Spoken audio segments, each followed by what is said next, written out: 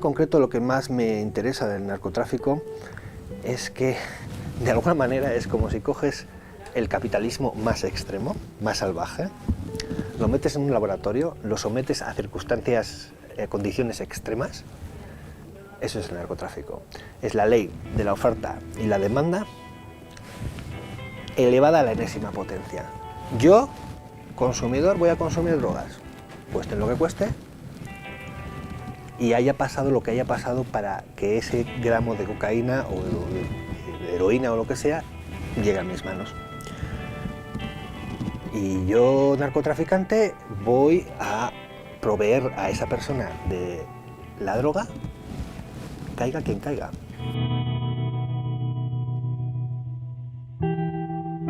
Matar. Matar es una condición ineludible de cualquier conflicto armado. No ha de sorprender que se haya estudiado con gran detalle en el contexto de la guerra y los enfrentamientos militares a gran escala entre grupos enemigos. Sin embargo, hay un dominio particular de la matanza en la sociedad internacional contemporánea que, si bien nos ha mantenido perpetuamente fijados, aún no ha sido evaluada o interrogada de manera adecuada. La empresa de matar en la guerra contra el tráfico de drogas en México es vertiginosa. Como empresa criminal, ha asumido una identidad autónoma completamente nueva. Hay un lazo de caos en todo México. Miles de personas mueren cada año debido a la violencia de las mafias del país, lo que lo convierte en uno de los paisajes más violentos del mundo. Desde 2007, más de 100,000 personas han perdido la vida en esta guerra. Si bien no se encuentra en un estado de guerra declarado, México está experimentando lo que podríamos llamar la industrialización de la muerte. Allí, la matanza tiene lugar a escala industrial. El México contemporáneo está en medio de una narcoguerra. Existe una avalancha de miedo.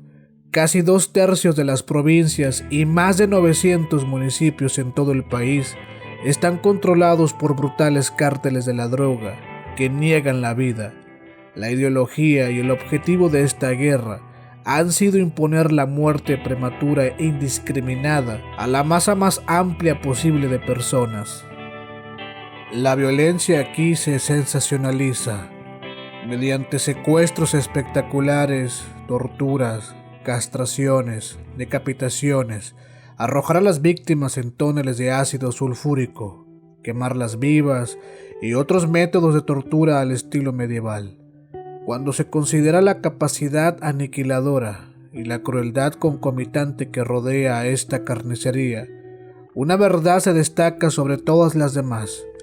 Esta hiperviolencia salvaje y actos grotescos que los zampones han desatado contra sus rivales y la población civil son quizás inigualables.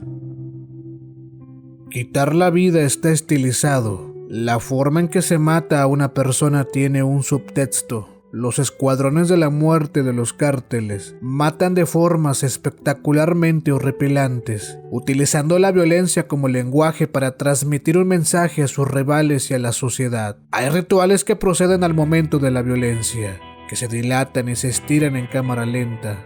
En esta guerra no declarada, las víctimas a menudo son asesinadas 3 veces. Primero asesinadas biológicamente, luego sus cuerpos son disparados en la funeraria. Por último, sus cuerpos son desenterrados y fusilados nuevamente. Si bien el mensaje en cadáveres tiene una larga tradición en México, lo preocupante es que ahora se ha generalizado y se supone que es una práctica aceptada y esperada. Ahora los rivales lo emplean de la manera más espantosa. Cada mutilación diferente en el cuerpo de la víctima deja un mensaje. Si le cortan la lengua, significa que la persona habló demasiado, un soplón o un chivato. Si robó o faltó algo, le cortan las manos. Si lo castraron, es posible que se haya acostado o mirado a la mujer del hombre equivocado. El protagonista de este video es el asesinato. La evaluación del asesinato en el contexto de la violencia plantea complejos desafíos de definición y análisis. En primera instancia, no es fácil discernir si estas muertes son consecuencia de un conflicto armado no declarado o son simples muertes. En segundo lugar, ¿cómo se diferencia entre una muerte de guerra y una simple muerte? Cualquier muerte no natural por intervención de agentes externos podría convertirse en un tema de reflexión filosófica. Para explicar estos asesinatos, por lo tanto, es necesario enmarcar esta pregunta en un marco claro de explicaciones. Al evaluar el proceso de matar en la narcoguerra, generalmente nos enfrentamos a 3 grupos de actores involucrados en esta empresa. Curiosamente, si evaluamos el carácter de estos actores específicos y la posición que ocupan en la sociedad, resulta más fácil categorizar los asesinatos. Sin embargo, para llegar a un proceso de identificación particular, primero debemos identificar a los actores. En otras palabras, ¿quiénes son estos agentes de la muerte? ¿Qué divide un grupo de actores de otro? Y, lo que es más importante, cuando el resultado es el mismo, es decir, el asesinato o la muerte de un individuo, ¿por qué deberíamos poner estos agentes instrumentales en categorías separadas?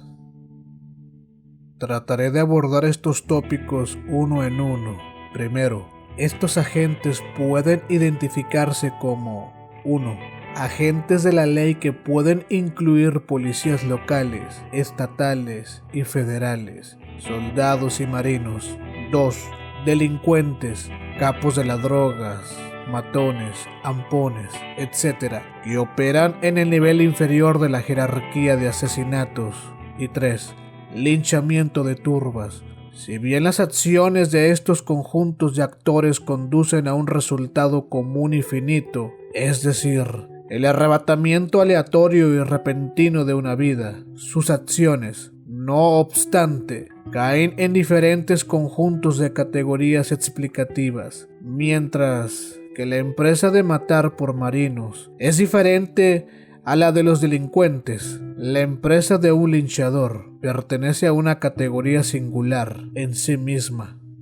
En segundo lugar, son los problemas subyacentes como la legitimidad, la sanción social y la aceptabilidad e inaceptabilidad general de estos actores, los que colocan cada resultado de muerte en una categoría de definición determinada. Por lo tanto, se puede argumentar que, si bien el asesinato de un capo o cualquier traficante dado por los agentes del orden público se considera una muerte de guerra, hipotéticamente el asesinato del mismo individuo por una banda rival se consideraría homicidio. De manera similar, el capo es aprehendido por una turba de linchamiento y ejecutado después de una participación comunitaria en el proceso. Su asesinato asume la naturaleza de un sacrificio. Lo siguiente es una explicación de esta clasificación. Por ejemplo, la muerte de una persona X en caso de un ataque de soldados es una muerte de guerra. La muerte de la persona X asesinada por una banda rival es un homicidio. Una turba de linchamiento que golpea a un secuestrador o asesino X asume la categorización de una simple muerte. En otras palabras, si bien la muerte es el resultado permanente y constante, en estos 3 casos, son los agentes que emprenden el esfuerzo los que finalmente le dan una interpretación definitoria específica. Curiosamente, cuando se examina de cerca, parecerá que son los conjuntos de valores específicos asociados con el proyecto de asesinato los que distinguen a un conjunto de actores de otro. En otras palabras, si bien el resultado puede ser el mismo, es la condición objetiva detrás de la empresa de los actores la que finalmente determina la naturaleza de la muerte. Además, como se destacó anteriormente, la vida y posteriormente la muerte misma se relega a una categoría interpretativa dada, dependiendo de su cita con un conjunto específico de dador de muerte. La matanza de los linchadores o de los marinos, por lo tanto, nunca es una matanza u homicidio. Sin embargo, las mismas acciones de inducción a la muerte emprendidas por un delincuente para salvarse a sí mismo en una situación de vida o muerte se consignan de homicidio de un homicida. La pregunta persistente aquí, por supuesto, es ¿por qué estamos explicando estos resultados idénticos en categorías tan cargadas de valor? De nuevo, la respuesta tiene algo que ver con una explicación cualitativa. Además, las empresas de estos actores específicos pueden conducir al mismo resultado establecido. Es el aspecto cualitativo de sus acciones, lo que en última instancia da un nombre a la muerte resultante. Un militar o una turba de linchamiento, por lo tanto, tienen un propósito más alto mientras está involucrado en un acto de matar, pero el delincuente no. El motivo entonces es el factor determinante en la categorización de la muerte. Además, está el aspecto de la legitimidad.